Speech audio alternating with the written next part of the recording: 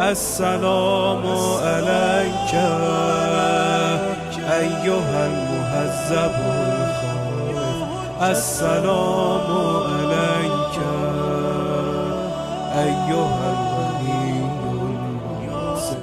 أعوذ بالله السميع العليم من شر الشيطان اللعين الرجيم. بسم الله الرحمن الرحيم. الحمد لله رب العالمين، والصلاة والسلام على سيدنا ونبينا وحبيبنا وطبيب نفوسنا وشفيع ذنوبنا سيدنا ومولانا أبي القاسم محمد، والصلاة والسلام على أهل بيته الطيبين الطاهرين المعصومين الميامين المنتجبين، واللعنة الدائمة الأبدية على أعدائهم أجمعين إلى قيام يوم الدين. أما بعد، فقد قال الله سبحانه وتعالى في محكم كتابه: بسم الله الرحمن الرحيم.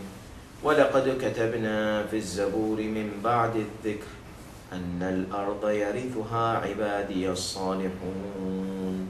آمنا بالله. صدق الله العلي العظيم. Assalamu alaikum, sons and daughters, brothers and sisters, wa rahmatullahi wa barakatuh. Inshallah, today we are going to continue our session or our lecture about the 12th Imam Ajjalallahu Ta'ala Farajahu Sharif and his appearance. We were talking about the signs of his appearance, the closest signs of his appearance. Now, when we are saying closest signs of his appearance, that means after those signs, he's going to come. His coming is inevitable after those signs. And these signs have been emphasized in the ahadith of Ahlul Bayt alayhimu salatu wasalam. So basically what we are trying to say is, when you see these signs coming close, that means the coming of the Imam is very close. We divided the signs last year in general signs, and then in alamat hatmiya, the inevitable signs, and non-inevitable signs. That means signs which are mentioned in the books, but they are not emphasized that much. And those we discussed last year, and those were like signs of the end time initially, which is the time, of course, to the basically in the ahadith of Ahlul Bayt, people of the end time, akhir zaman. When these things are mentioned in the ahadith, that means that time is close to the time where the relief, the change, the new world, the new order is going to come. So those signs have mostly been existed. If you review our lectures last year, you will see a lot of these things are happening. Like, for example, the marriage of same gender marriage, this thing is also happening, and this was predicted 1400 years. They might have been doing acts behind the curtains, but nowadays you will see that people, they get officially accepted by the community. This kind of thing which was despised by the community, now it is accepted by the community. So this is one of the signs of the end time, people of the end time. And when we look into ahadith, another ahadith, they say the 12th Imam will come at the end time, in the end time. That means this time is the end of evil, end of corruption, end of immorality, end of all these kind of things. And the new time, it will come, the time of peace, the time of justice, the era of a new system and order, which is the peace and justice. And the whole world will accept this peace and justice, except for some regions which will be surrounding the Imam ﷺ and his government. They will be threatened by this new system rising from Iraq. So basically, these are the two signs. And from the signs which are close to the Imam ﷺ, coming of the Imam, may Allah subhanahu wa ta'ala hasten his appearance, there are also two signs we can divide. Signs which are social signs and signs which are natural. Last session we mentioned the signs which are natural, and those signs are like, as we mentioned, the eclipses, the rain, all these kind of things. And there are other also, if you want, you can further research. But these are like main important signs which are emphasized a lot in the ahadith. Now we come to the social signs, social events happening before the imam or with the imam or after the imam. Some of the ahadith they mention it is after the imam.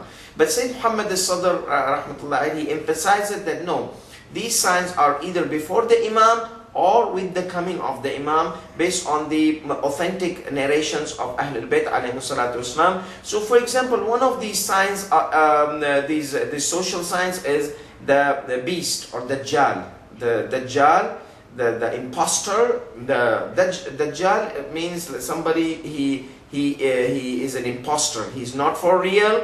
He's embracing a personality which is not his personality. He's an imposter person. So he will be telling the people that I am the prophet, and then he will go further and further and go tell I am the God, I am the superpower, I am the ultimate, I am everything. You know, worship me, obey me, follow me. Otherwise, I will kill you, and either you are with me or against me. These kind of things which we might have been hearing lately from people, you know, that they emphasize. I mean, even in regular people you can find these kind of things. But you must see, like for example in Iraq in the time of Saddam Hussein, he was emphasizing that me and no one else, you know, or you die, these kind of things. And you may be hearing these kind of things from other places also as well. The more the time comes closer to the imams coming, the more you will see these people or these communities or these systems, they're imposters. They claim that they are the highest, they are the superior, they have every power, but they ignore that there's a power above them, which is the power of Allah subhanahu wa ta'ala. So initially what happens that these are the three signs, Dajjal, and then the Yajuj and Majuj, these people, these two tribes, Gog and Magog. And then we have the third sign which Sayyid Muhammad al-Sadr mentions is the Sufyani, and that we are going to talk in detail inshallah. So today we are going to focus on Dajjal. Of course, if you look into the ahadith of Dajjal, there are plenty. There are plenty ahadith of Dajjal in the books of companions and even in the books of Ahlul Bayt alayhi salatu wasalam.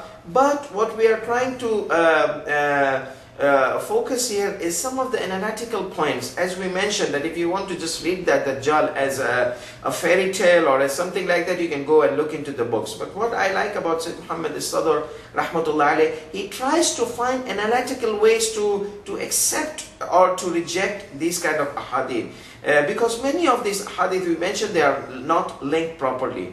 So how can we accept that? There are many authors like Sheikh Kamil Sulaiman in his book Yawm al-Khalas, this thick book. He talks also about the signs of appearance, and he also, and many other scholars also, they consider Dajjal not a real personality.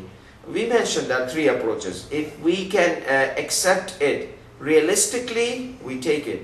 If we cannot, metaphorically, we take it. And then last thing, we keep it for the miraculous and unobvious interpretations, like Dajjal is a beast with this eye on his forehead, and he has in one hand paradise and one hand hell, and he has this huge donkey, and he travels on this donkey faster than the speed of light or something like that. These kind of indications, it could be correct, it could not be correct, miraculously, supernatural, all this kind of thing. But Sayyid Muhammad al-Sadr said that we can take it as a realistic approach, that means something which resembles this, or metaphorically. So metaphorically means that there's a small resemblance. Realistic means that nowadays we can see something similar, you know, to that. Metaphorically, that means it has been known in Arab to use these kind of things as metaphor. For example, we mentioned the sun and moon eclipse. That means scholar, because Arab used to use the sun and the moon for beauty and scholar and knowledge.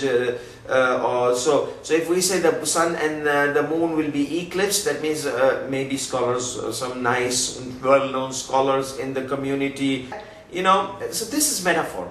Realistic means no, there are things, Arabs, they did not use it for this kind of direction, this kind of interpretation or meaning. But when we see it, we see Dajjal. When we see, like for example, the iron will fly. Now the iron will fly, I mean, metaphorically, maybe a strong man will reach the higher rank. That is metaphorically. But to interpret realistically, like looking at something which flies and it is iron, aeroplanes, spaceships, space shuttles. See, this is called like just this little bit difference. The iron will fly. Instead of iron will fly, iron plane. This is also a type of metaphor, but in metaphor, Arabs used to use a condition that it has to be used somehow by Arabs. So if this was not used by Arab aeroplane, and they did not have aeroplanes at that time, so this could be a new modern metaphor, we can accept it. Or we can say something resembles the indication, there's a resemblance in the ahadith. So based on that, Dajjal, we can take that approach, either metaphorical, either realistic. What is something which looks like Dajjal nowadays? You know, some imposter, deceiving imposter. He says something, does not implement it. He presents something nice, you know, like, but they are not nice from behind. Some people, they say, oh, Islam is beautiful and this and that, and they don't practice Islam. They kill innocents, they murder innocent. This is a kind of Dajjal. They claim that they are the power of Islam and power of this, but they are Dajjal. These people, they're killing innocents and murdering innocents in Pakistan and in Iraq and other places in the world. These people could be Dajjal because they are claiming that they are representing Islam. Or some other people, you know, any people. It could be Christian, it could be Jewish, it could be Muslim, and it could be atheist. An atheist system who says, I am the power, I am the ultimate power, I am providing freedom of and justice and all these kind of thing, democracy, and inside himself, inside his system, there's lack of democracy and lack of freedom and lack of justice. These things could happen, innocents get hurt inside himself, so there is no proper justice. For example, I'm giving you these examples. This could happen in future. You might see a system, they call for something, and then they claim the superiority, and they claim that they are higher, they are the ultimate, they are the God, or they are they have the control of everything. And that is the Dajjal. So in future, if you see something like that, don't expect a guy coming with one eye. No, you might not see that. God knows, you might see that. Allahu A'lam, if these hadith are correct and there's no other type of fruit. But most of the ulamas, including Sayyid Muhammad al-Sadr, Shaykh Kamil Sulaiman and others, they say that Dajjal is already coming out. You know, the whole system, the atheist system, the system which looks at with one eye, the eye of materialistic, there's no eye of reason of spirituality, reason of God in the system. No. But these people are ignorance.